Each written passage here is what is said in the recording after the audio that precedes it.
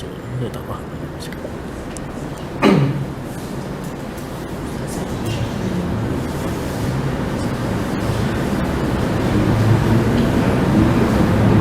Apa ni? Salam, maaf Tuan Zul mencelah sikit, buat perhatian semua. Rasanya kita semua dah tahu siapa dia Dr. Uzaimin dan yang seangkatan dengannya. Jadi Tuan mau ikut? Ya, ikutlah. Tapi jelas saya nasihatkan seluruh umat, hindarilah mereka-mereka yang syadid. Majoriti ulama dan rakyat Malaysia menolak pendapat dan pandangan mereka-mereka ini. Tengah hot sekarang ni, perasan tak?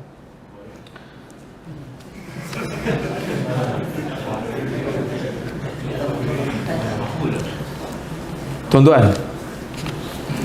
dengar saya mengajar malam ni. Ada tak yang saya sebut benda yang tidak disandarkan para ulama? Ada? Saya buat kepala saya sendiri, ada? Kecuali dalam bab khutbah Jumaat tabung ni.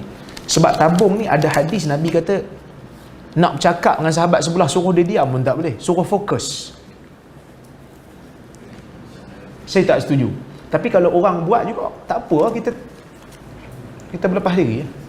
Tapi selain daripada tu, saya bawa pandangan para ulama. Tak setuju, okey lah, tak setuju.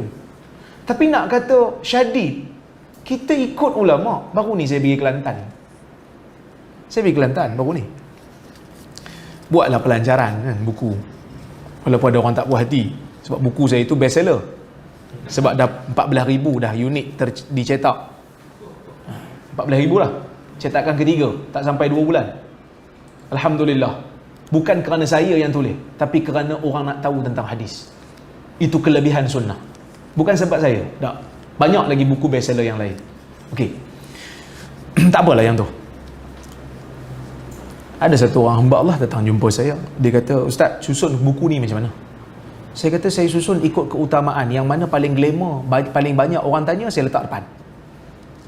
Tuan-tuan baca buku saya tu. Hadis nombor 1, hadis pasal apa? Hadis pasal tentang hadis jima' kan, mengikut hari kan. Betul? Tu ramai orang tanya. Memang menarik hadis tu. Sebab dia orang takut lah kan. Jenuh pula nak kena kira hari. Sebab kadang-kadang kita tak peduli pun hari apa kan. Ramai yang tanya, so saya letak depan lah. Yang mana yang paling kurang tanya, saya letak belakang. Okey? Dia kata tak boleh gitu. Patutnya letaklah hadis palsu satu tempat, hadis dhaif satu tempat. Buat macam ni, campur-campur ni, ada yang dhaif letak selang-selang dengan palsu, tak amanah ilmu lah. Dia kata gitu. Saya kata, "Ustaz, kalau Ustaz baca buku-buku hadis yang lama, yang silam, kadang-kadang hadis hasan dia letak tengah-tengah hadis palsu. Bacalah Alil Masnu'ah, baca Maqasid Hasanah, baca Kashful Khafa. Ini semua kitab-kitab hadis. Kadang-kadang hadis yang hasan pun dia letak tengah-tengah. Yang penting hadis tu glamour. Cuma adalah yang disusun ikut alif bata, nak bagi mudah orang baca. Tapi dia tak bezakan palsu satu tempat, alif palsu satu tempat, yang tak palsu satu tempat. Tak, campur. Alif semua letak satu tempat, palsu ke apa campur semua. Saya hanya mengikut para ulama. Dia kata, sebab saya tanya dia, takkan ulama tidak amanah ilmu? Yang tu lain. Tu dulu punya hal. Sekarang tak boleh macam tu. Sekarang kita pening. Kita ikut ulama pun tak amanah ilmu. Dia tak ikut ulama, sangat amanah. Kononnya lah. Saya tak faham. Lepas tu saya katalah, takkan saya ikut ulama, saya tak amanah ilmu? Itu dulu lain. Saya pun heran. Takkan ulama dulu tak amanah ilmu? Lepas tu dia kata tak boleh gitu. Kita kena buat yang macam ni lah. Tapi tak apalah cadangan dia. Tapi saya memang sengaja tak nak buat hadis palsu satu tempat, hadis dhaif satu tempat. Apa sebab?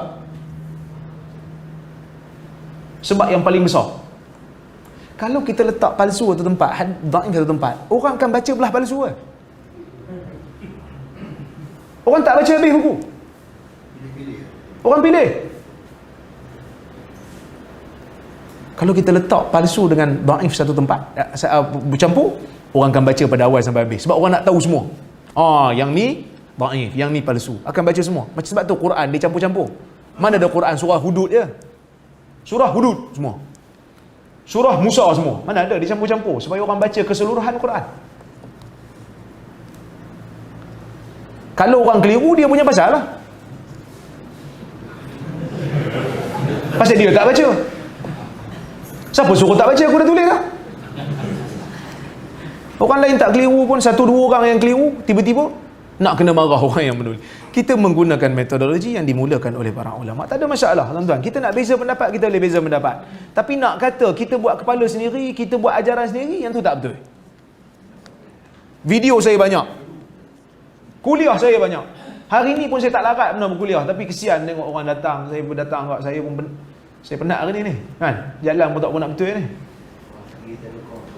Sekejap lagi tuan-tuan tolong pakai urut saya sikit.